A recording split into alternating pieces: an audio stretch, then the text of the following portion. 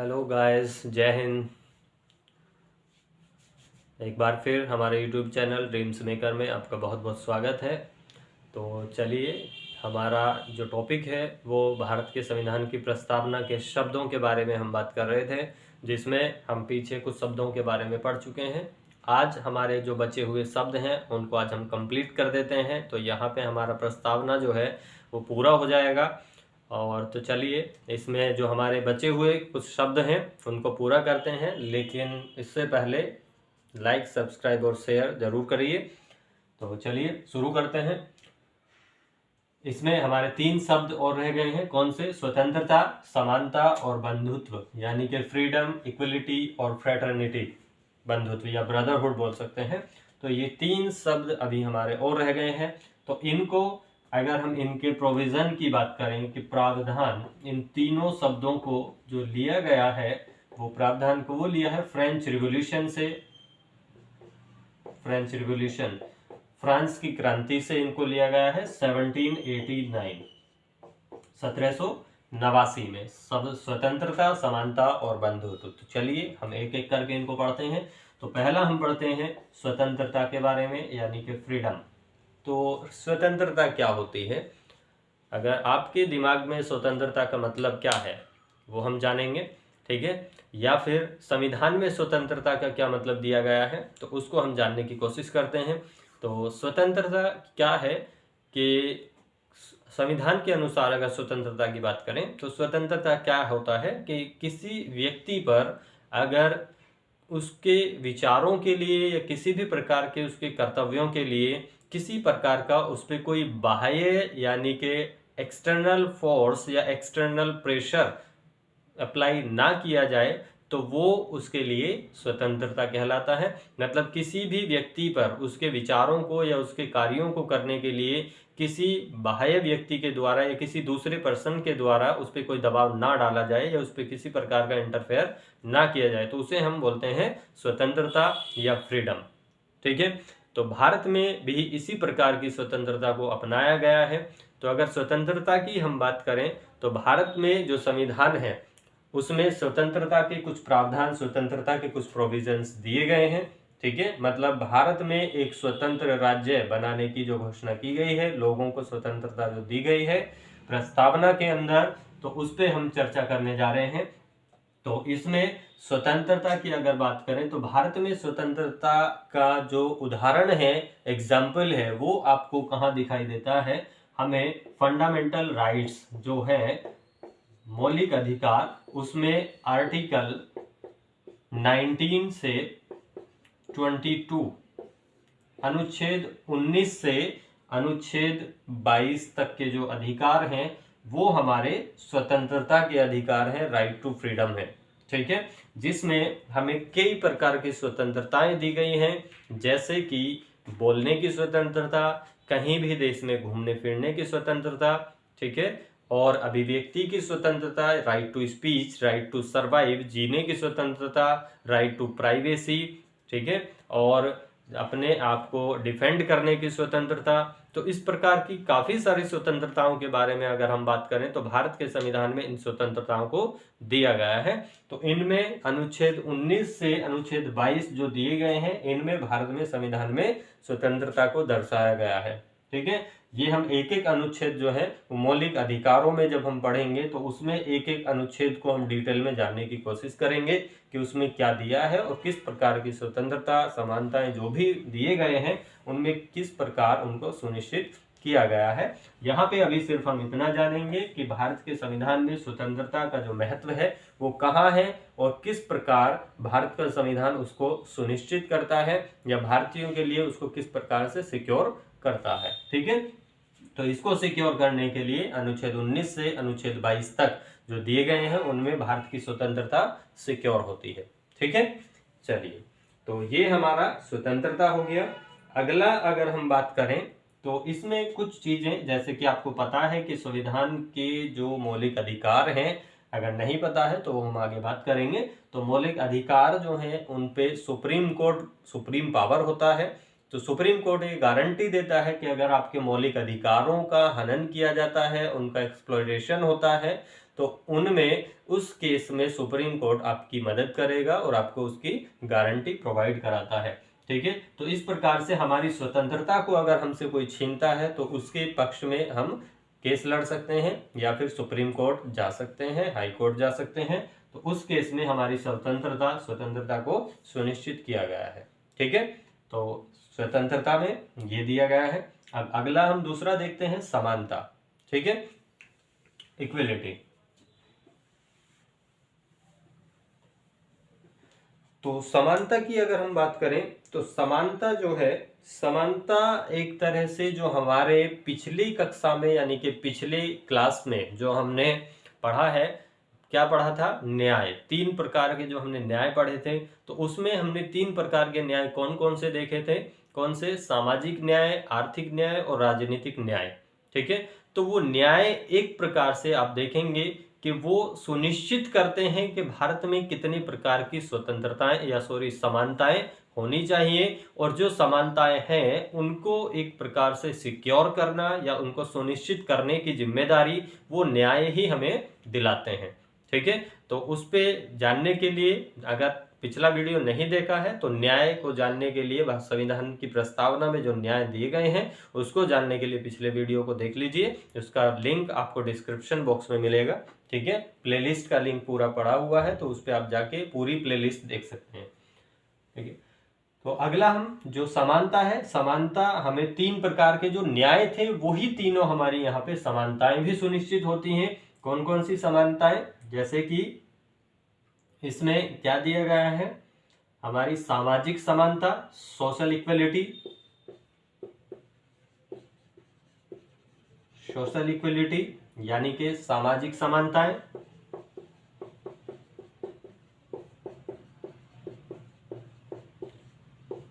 दूसरा है आर्थिक समानता, इकोनॉमिक इक्वलिटी।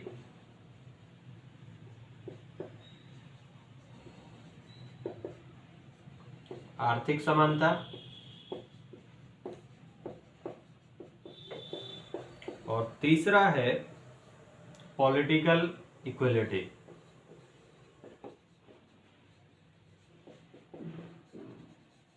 पॉलिटिकल इक्वलिटी यानी कि राजनीतिक समानता।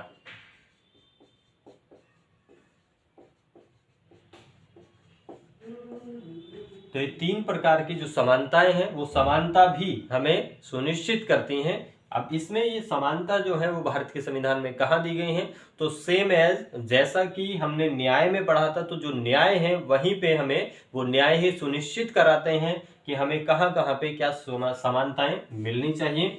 तो इसमें जैसे कि सोशल इक्वलिटी की अगर हम बात करें तो आर्टिकल 14 to 18, अनुच्छेद 14 से 18 तक जो हमारे मौलिक अधिकार है, फंडामेंटल राइट्स हैं, वो ये सुनिश्चित करते हैं कि हमें सामाजिक समानताएं मिलनी चाहिए। जैसे कि उसमें क्या क्या दिया गया है, कानून के समक्ष समानता, यानी कि कानून सभी के लिए समान है, तो वो समानताएं दी गई हैं। और धर्म, वंश, जाति वगैरह के आधार पे, कास्ट और कलर, इनके बेसिस पे जो हमें समानताएं हैं। सरकारी नौकरियों में समानताएं हैं, पब्लिक जो स्ट्रक्चर या पब्लिक वेलफेयर, पब्लिक जो एक अपॉर्चुनिटीज हैं, तो पब्लिक सेक्टर में हमें वहाँ पे भी सभी प्रकार की समानताएं दी गई हैं। ठीक है, तो ये सारी समानताएं वो किस में आ जाती हैं, सोशल इक्वलिटी में। ठीक है, अनुच्छेद 14 से 18 तक। इकोनॉमिक इक्वलिटी यानी कि आर्थिक समानताओं की अगर हम बात करें तो आर्थिक समानताएं जो सुनिश्चित होती हैं वो पीछे हमने बताया था आर्टिकल 39, अनुच्छेद 39 जो है वो हमारे डायरेक्टिव प्रिंसिपल्स ऑफ स्टेट में आता है। तो ये अनुच्छेद सुनिश्चित करता है कि आर्थिक समानता भी होनी चाहिए। जैसे कि इसमें क्या दिया गया है, स्त्री और पुरुषों के लिए समान कार्य के लिए समान वेतन, यानी कि किसी भी प्रकार से जेंडर के अकॉर्डिंग या किसी बेसिस पे भी वहाँ पे कोई डिफरेंस मेंटेन नहीं किया जाएगा। तो अगर सेम वर्क है, समान काम है, तो उसके लिए समान ही सैलरी, सेम वेतन मिलना चाहिए। ठीक है, तो ये हमारा आर्थिक इक्वलिटी को डिसाइड करता है। पॉलिटिकल इक्वलिटी की अगर बात करें तो पॉलिटिकल इक्वलिटी में आर्टिकल 325 एंड 326 ये हमारे राजनीतिक समानता या राजनीतिक न्याय जो है वही राजनीतिक समानता सुनिश्चित करते हैं। जैसे कि इसमें दिया गया है हमें चुनाव लड़ने का अधिकार, चुनाव लड़ने का यानी कि राइट टू इलेक्शन, ठीक है, निर्वाचन का अधिकार, इलेक्शन लड़ने का अधिकार, ठीक है। तो वो अनुच्छेद 325 में दिया गया है, और अनुच्छेद 326 आर्टिकल 326 इसमें right to vote, right to vote यानी कि वोट करने का अधिकार दिया गया है, ठीक है। तो ये अधिकार सुनिश्चित करते हैं कि ये हमारी जो समानताएं हैं वो किस प्रकार से डिसाइड होती हैं, ठीक है। तो अगर हम बात करें कि स्वतंत्रता, समानता, बंधुत्व, ये जो शब्द हैं वो फ्रांस की क्रांति कब हुई, 1789, उससे लिए गए हैं, ठीक है। लेकिन इनको जोड़ा संविधान में बाद में गया था, ठीक है, जब लागू हुआ तब इनको नहीं जोड़ा गया था, तो बाद में इनको जोड़ा गया था 42वें संविधान संशोधन के अंडर, ठीक है।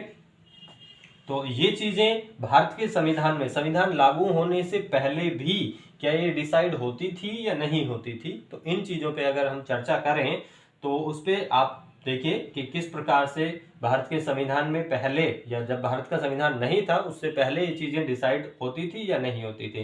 तो ये चीजें आपको कहीं पे भी नहीं मिलती हैं, संविधान लागू होने से पहले ये चीजें नहीं होती थी, ठीक है। स्वतंत्रता, ये सब चीजें हमें पहले से देखने को नहीं मिलती थी। जैसा कि धर्मनिरपेक्षता पर हमने बात की थी कि धर्मनिरपेक्षता जो है वो हमें संविधान लागू होने से पहले भी भारत में दिखाई देती थी, ठीक है। तो ये चीजें हमें भारतीय संविधान में लागू होने से पहले तक ये चीजें नहीं दिखाई दी हैं, ठीक है, क्योंकि ये सब चीजें कहीं ना कहीं डिसॉल्व यानी कि समाप्त हो चुकी थी अंग्रेजों की नीतियों के चलते, ठीक है। चलिए, तो ये हो गया हमारा कंप्लीट, इसको नोट डाउन कीजिए। फिर हम अपना लास्ट अंतिम शब्द जो है बंधुत्व, उस पे हम बात करते हैं, ठीक है।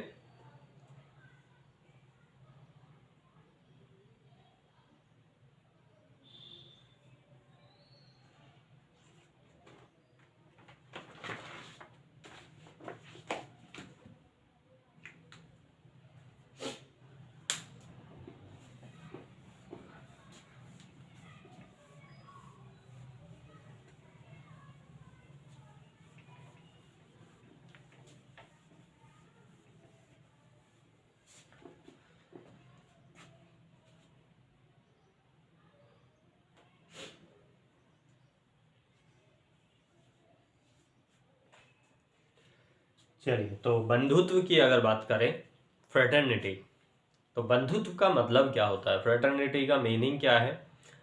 इट मीन्स, सिंपल भाषा में अगर हम बात करें तो सिंपल भाषा में कहते हैं भाईचारे की भावना, ठीक है। जैसे एक ब्रदरहुड या भाईचारे की भावना हम बोल सकते हैं सिंपल लैंग्वेज में, ठीक है। तो एक दूसरे में देशवासियों को या सभी नागरिकों को एक दूसरे के प्रति ब्रदरहुड या भाईचारे का एक भावना बनानी चाहिए, और एक दूसरे के साथ मिल के रहने की भावना जो है वो इस प्रकार से बंधुत्व को यहाँ पे डिसाइड करती है, ठीक है। जिसमें कि अगर संविधान की अगर हम बात करें तो संविधान में इन चीज़ों को सुनिश्चित करने के लिए कुछ प्रोविजंस यहाँ पे दिए गए हैं। जैसे भारत के अंदर सभी को एक साथ रखने के लिए, यानी कि भारत में बंधुत्व की भावना को बढ़ाने के लिए, सभी में एक भावना को, इसको एक तरह से जगाने के लिए, सभी को जोड़ के रखने के लिए क्या क्या प्रोविजंस रखे गए हैं। जैसे कि अखंडता की अगर हम बात करें, अखंडता, तो भारत को अखंड बनाया गया है, यानी कि इंटीग्रिटी भारत के संविधान में रखी गई है, ठीक है। जिसके बेसिस पे जो संविधान का आर्टिकल 1 है वो कहता है कि भारत जो है, भारत राज्यों का संघ है, राज्यों का संघ है, ठीक है। It means India is the union of states, यानी कि भारत राज्यों का संघ है। इट मीन्स क्या है कि भारत में किसी भी राज्य को देश से या एक दूसरे से अलग होने का कोई अधिकार नहीं है, जिसके द्वारा भारत के सभी राज्य एक दूसरे से बंधे हुए हैं, एक दूसरे के साथ रहना अनिवार्य है, ठीक है। दूसरा क्या है, एक पॉइंट ये है, दूसरा पॉइंट है कि भारत में इकहरी नागरिकता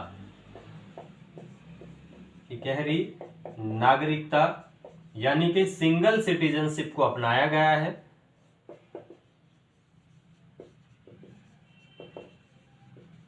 सिंगल सिटीजनशिप इकहरी नागरिकता को अपनाया गया है, जो कि देश की नागरिकता होती है। तो यहाँ पे देश को सर्वोपरि रखा गया है, सबसे ऊपर कंट्री को यानी कि नेशन को, राष्ट्र को सबसे ऊपर रखा गया है, ना कि किसी राज्य को या फिर किसी अदर भावना को। तो यहाँ पे एक ही नागरिकता है इंडियन होने की, तो जिसके द्वारा सभी भारतीयों को एक दूसरे के साथ मिलकर सभी को एक इंडियन होने के नाते एक दूसरे से मिलके रहना है, और भारत को बांटना या भारत को एक तरह से डिवाइड करने के बारे में नहीं सोचना है। ठीक है, तो सभी के अंदर जो है एक भाईचारे की भावना या फिर फ्रेटर्निटी की फीलिंग्स भावना जो है वो होनी जरूरी हो जाती है, जिससे कहीं अलग अलग इसमें सिटीजनशिप के अकॉर्डिंग भी हमने बांटने की कोशिश नहीं की है। ठीक है, तो ये हो गया। और हमने संविधान में मौलिक कर्तव्य जो हैं, मौलिक कर्तव्य, फंडामेंटल ड्यूटीज, फंडामेंटल ड्यूटीज, तो उन फंडामेंटल ड्यूटीज जो आर्टिकल 51A के अंडर आती हैं, तो फंडामेंटल ड्यूटीज के अंदर भी हमने बहुत सारी चीजें, ये ड्यूटीज जो है वो इस प्रकार की कुछ ड्यूटीज रखी हैं जिनमें भारतीयों के अंदर जो है वो संविधान के प्रति या फिर भारत में एक दूसरे लोगों के प्रति, संविधान के लोगों या भारत के लोगों के प्रति जो है वो किसी प्रकार का भेदभाव प्रकट ना हो, किसी प्रकार से दोनों के बीच में डिफरेंस मेंटेन ना हो पाए। ठीक है, जैसे कि अगर हम बात करें कि कर्तव्य में कुछ चीजें दी गई हैं, जैसे हमें संविधान को सबसे ऊपर मानना है, संविधान का सम्मान करना है, सभी को मिलजुल के रहना है। ठीक है, अपने एनवायरनमेंट या जो आसपास का जो पर्यावरण है उसको सुरक्षित करना है, भारत में साफ सफाई, ये सारी चीजें सब हमारे एक मौलिक कर्तव्यों के अंदर आते हैं। ठीक है, जो कि ये सुनिश्चित करते हैं कि सभी लोग एक दूसरे के धर्मों को सम्मान करें, धर्मों का एक दूसरे के रेस्पेक्ट करते रहें। ठीक है, और सब मिलजुल के भारत में रह सकते हैं, देश सभी का है। ठीक है, तो ये हमें एक बंधुत्व की भावना या भाईचारे की भावना जो है वो दर्शाता है। ठीक है, और जैसे कि स्त्रियों यानी कि महिलाओं का सम्मान करना, महिलाओं के गौरव की, उनके रेस्पेक्ट करना, तो ये सब चीजें हमारे मौलिक कर्तव्यों में दिया गया है, जो कि हमारे देश के अंदर बंधुत्व या फ्रेटर्निटी, ब्रदरहुड को बढ़ाते हैं। ठीक है, तो इस प्रकार अब हमारे जो है संविधान की प्रस्तावना के सभी शब्दों को हमने एक एक करके जानने की कोशिश की है। ठीक है, तो ये हमारा कंप्लीट हो जाता है यहाँ पे। अब इसको कंप्लीट करने के बाद यहाँ पे हमारी प्रस्तावना जो है वो एक तरह से समाप्त यानी कि पूरी हो चुकी है, प्रस्तावना जो है कंप्लीट हो चुकी है। अब इसको कंप्लीट करके आगे का जो वीडियो हमारा आएगा वो संविधान की प्रस्तावना से संबंधित, यानी कि इसमें संविधान में संशोधन की बात की गई है। ठीक है, तो किस प्रकार से प्रस्तावना में संशोधन की बात की गई थी, या फिर उससे जुड़े हुए जो केसेस थे वो क्या केस थे, और किस बेस पे हमने संविधान में प्रस्तावना को शामिल किया है। ठीक है, तो उस चीज़ों के बारे में हम जानेंगे।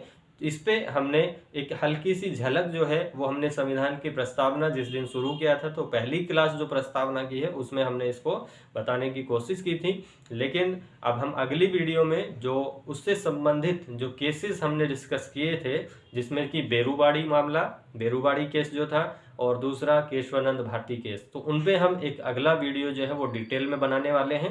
ठीक है, जिसमें आपको बेरूबाड़ी और केशवानंद भारती मामला जो है वो अच्छे से डिटेल में आपको समझाया जाएगा। ठीक है, तो हमारा प्रस्तावना का जो पहला वीडियो है उसको देखने के लिए आप डिस्क्रिप्शन बॉक्स में जाएंगे, उसमें प्लेलिस्ट मिल जाएगी आपको, तो उस पर क्लिक करिए और पूरी प्लेलिस्ट वहाँ पे पड़ी हुई है। तो पिछली वीडियोस को देखिए, जिससे आपको आने वाले वीडियोस या अगले लेक्चर्स जो हैं वो इजीली समझ में आते रहेंगे। ठीक है, तो चलिए आज का क्लास हम यहीं पे ख़त्म करते हैं, और इसके बाद अगला आने वाले क्लास। चलिए, बहुत बहुत धन्यवाद। तो बने रहिए हमारे साथ हमारे यूट्यूब चैनल ड्रीम्स मेकर पे। ठीक है।